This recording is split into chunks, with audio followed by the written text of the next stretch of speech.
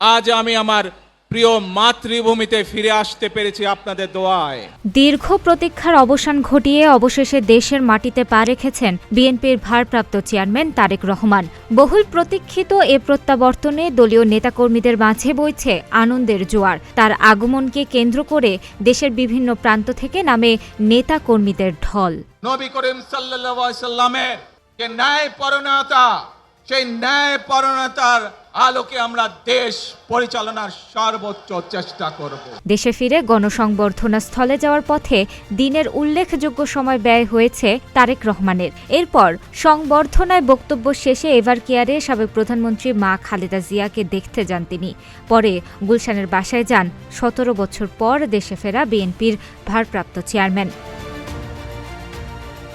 স্বদেশ প্রত্যাবর্তনের প্রথম দিনের ব্যস্ততা শেষে দ্বিতীয় দিনেও কর্মসূচি রেখেছেন তারেক রহমান। শুক্রবার জুমার নামাজের পর বেলা ২টার দিকে শহীদ রাষ্ট্রপতি জিয়াউর রহমানের কবর জিয়ারত করবেন তিনি। পরে তিনি সাভারে জাতীয় স্মৃতিসৌধে মুক্তিযুদ্ধের শহীদদের প্রতি শ্রদ্ধা জানাবেন। রাজধানীর এভারকেয়ার হাসপাতালে চিকিৎসাধীন খালেদা জিয়ার সুস্থতার জন্য এবং তারেক রহমানের সপরিবার স্বদেশ প্রত্যাবর্তন উপলক্ষে বিএনপির উদ্যোগে ঢাকাসহ দেশের মসজিদে মসজিদে জুমার নামাজ শেষে দোয়া অনুষ্ঠিত হবে। ঢাকাসহ সারা দেশে বিএনপির অঙ্গ ও সহযোগী সংগঠনের সব পর্যায়ের নেতাকর্মী ও সাধারণ জনগণকে এ দোয়ায় অংশ নিতে অনুরোধ জানিয়েছে বিএনপি।